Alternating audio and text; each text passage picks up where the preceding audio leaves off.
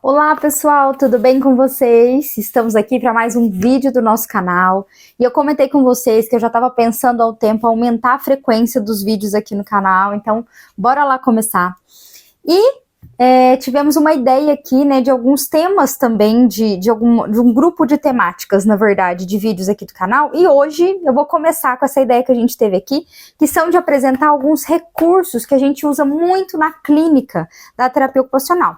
Claro que eu vou falar muito da minha área de atuação, que é com a infância, adolescência, mas principalmente com crianças, mas eu vou tentar trazer uma análise geral aqui do recurso para a gente poder pensar juntos quais componentes esse recurso pode trabalhar, quais são as diferentes formas de usar o recurso, tá bom? Então eu espero que vocês gostem também aí dessa nova temática dos vídeos aqui. Claro que eu não vou deixar de fazer os outros temas relacionados à formação em terapia ocupacional, né, outros assuntos relacionados à terapia ocupacional, então as coisas vão se complementando, tá bom, pessoal? Antes da gente começar aquele recadinho básico, quem ainda não se inscreveu no canal, se inscreve no canal, ative o sininho das notificações para vocês não perderem nada, curta os vídeos, comente, compartilhe os vídeos com quem você achar que possa se interessar, que é sempre muito bom ter todos vocês aqui comigo, e também o nosso querido Instagram, papo.d.to.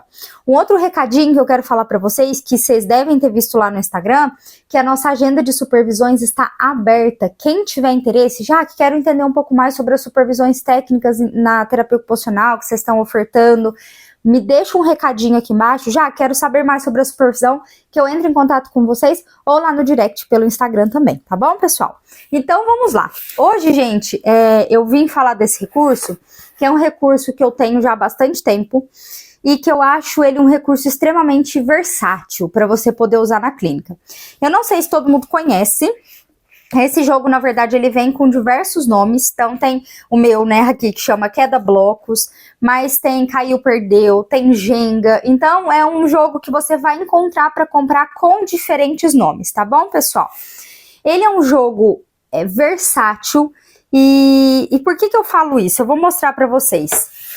Simples, é um jogo de peças de madeira, assim.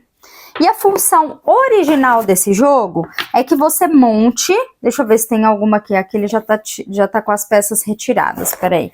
É que você monte ele com 3 pecinhas nessa direção, depois na outra direção, e vá montando aí uma torre, né? E que depois você vá... Eu vou tentar mostrar aqui.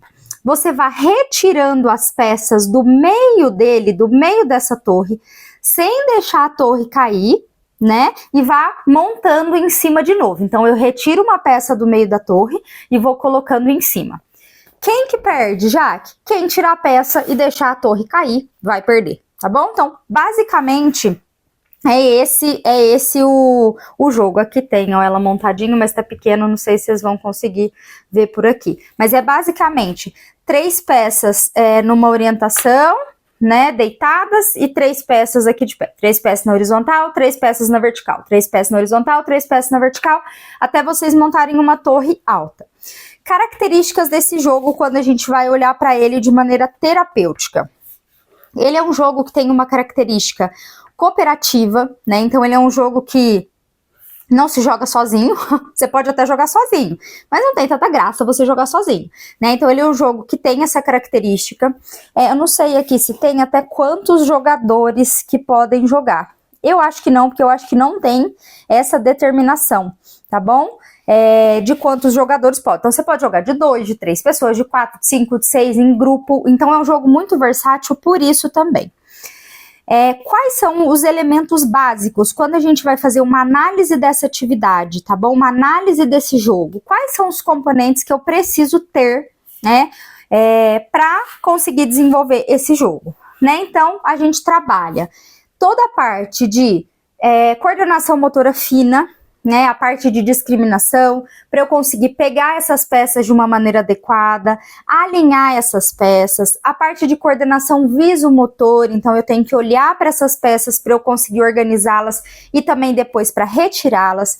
Eu trabalho a parte do controle motor também, que é isso, e que percepção de força que eu vou usar para tirar essa peça dessa torre, então qual o movimento que eu uso, como que eu posiciono o meu corpo diante desse bloco, então toda essa parte dessa percepção proprioceptiva, essa consciência corporal, graduação do uso da força. Novamente, a parte da coordenação visomotora, né?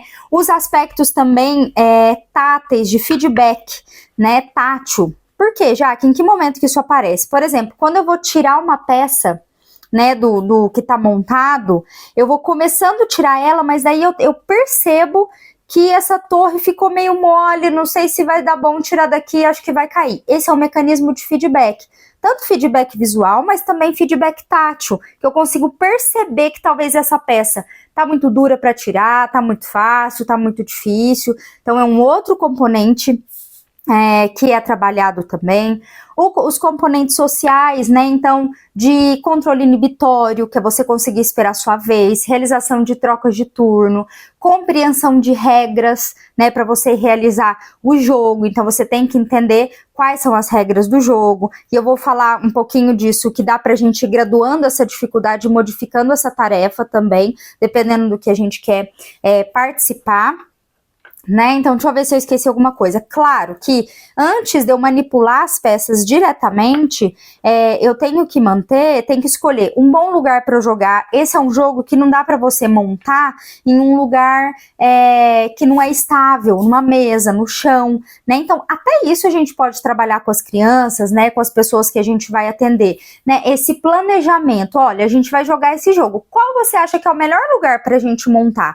Nisso eu já estou trabalhando componentes cognitivos, de ideação, olha, talvez aqui seja o melhor lugar, como que a gente vai se posicionar, onde que a gente vai colocar as peças do jogo. Então, o nosso raciocínio clínico, ele começa daí, né, de eu pensar e organizar o espaço para eu conseguir montar esse jogo, tá bom, pessoal?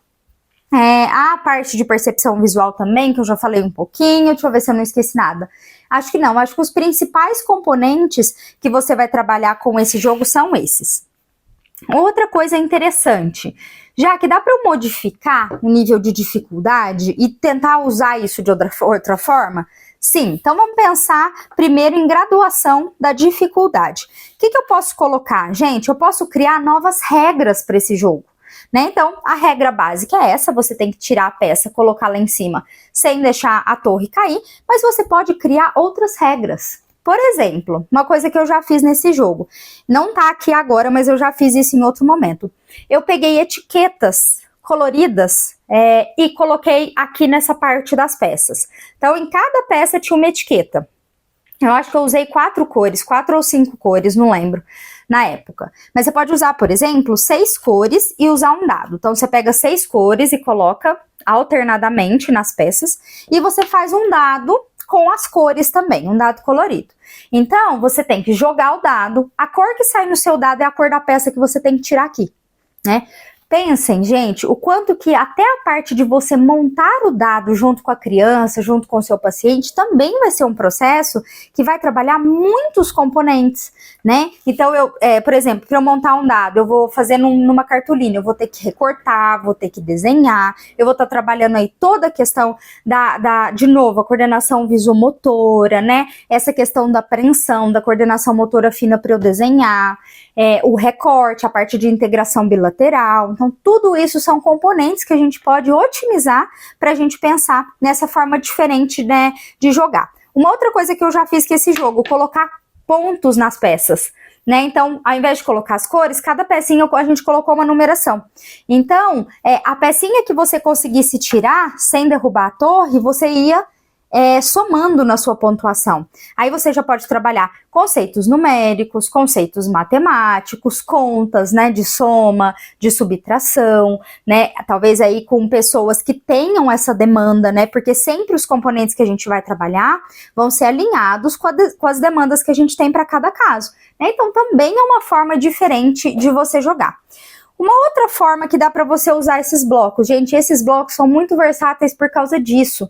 Você pode fazer atividades com a criança, com o seu cliente, com o seu paciente, por exemplo, para trabalhar os aspectos construcionais e de percepção visual. Então, por exemplo, eu pego 4 peças aqui, monto um modelo de uma torrezinha, ou 3 peças assim, ó. A torre tá desse jeito. E aí eu solicito que o meu paciente, meu cliente, monte igual a minha.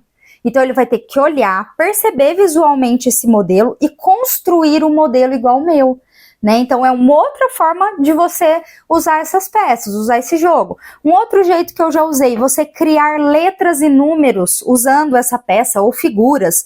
Então você coloca aqui em cima, eu vou fazer a letra A, e você tem que construir a letra A com as peças. Nessa questão de construir desenhos, formas, letras e números, você pode também variar em mais um monte de coisa. Então primeiro eu vou montar usando as peças, e depois a gente vai repassar esse modelo para o papel, né? Então primeiro eu faço no tridimensional e depois eu passo para o bidimensional, ou ao contrário. Então eu vou escrever no bidimensional, vou escrever num papel, numa lousa, e você vai ter que reproduzir isso que eu estou fazendo aqui com as peças. Então é uma outra forma, né, de você jogar. Já fiz uma vez também, mais uma ideia, eu criei nessas peças um dominó, né? Então a gente construiu, a gente colou um adesivo, na verdade, em cima, sabe aqueles adesivos para caderno mesmo, que às vezes você compra branco? A gente colou em cima das peças e nós desenhamos as peças do dominó e a gente jogou como um dominó. Então assim, gente, só dessas poucas ideias que eu já dei aqui, já deu para notar que esse é um jogo muito versátil e que eu recomendo muito de se ter na clínica, tá bom? Uma outra vantagem, não é um jogo caro, porque a gente sabe que investir em recurso é uma coisa danada, né? Então, claro que a gente tem algumas marcas que são mais caras, mas a gente consegue encontrar esse recurso mais ou menos numa faixa de R$30, R$35, e é um jogo que dura bastante, não é um jogo que quebra fácil, né? Então esse aspecto da durabilidade, da versatilidade dele, eu acho que é muito legal e que vale a pena a gente ter na clínica, tá bom, pessoal? Eu vou deixar aqui na descrição o link, para que vocês possam ver, quem tiver interesse de comprar também, né, o link desse jogo, tá bom? Para que vocês também tenham acesso. Vou deixar um link de um preço de uma marca mais cara e de uma marca mais barata, para vocês verem também, tá bom, pessoal? Espero que vocês possam ter gostado dessa ideia, né, de fazer esses vídeos sobre os recursos, pra gente conversar um pouquinho. Sempre lembrando, gente, todos os componentes que eu falei aqui para vocês que dá para trabalhar no jogo, eles têm que estar alinhados com a sua meta terapêutica. Então, a nossa finalidade como terapeuta ocupacional nunca é melhorar a coordenação motora fina. Não, essa coordenação motora fina, por exemplo, pode estar ligada a que essa criança, esse meu cliente, consiga ter um melhor desempenho lá na hora de usar o garfo para se alimentar, na hora de usar o lápis para escrever, e por isso eu preciso trabalhar a coordenação motora fina. Então isso vai ser um meio pelo qual a gente vai trabalhar esses componentes para que a gente alcance uma meta ocupacional. A gente nunca pode perder isso de vista, tá bom, pessoal? Espero que vocês possam ter gostado. Se vocês gostaram, me diz aí, já que gostei desse vídeo. Se tem algum recurso que vocês queiram que eu fale, eu vou trazer alguns outros, mas já que esse aqui é um jogo que eu já vi, me conta um pouquinho mais de como que você acha que dá para ser usado, deixa aqui também que eu vou me organizando para trazer para vocês, tá bom, pessoal? Muito obrigada pela companhia, um beijo e até a próxima!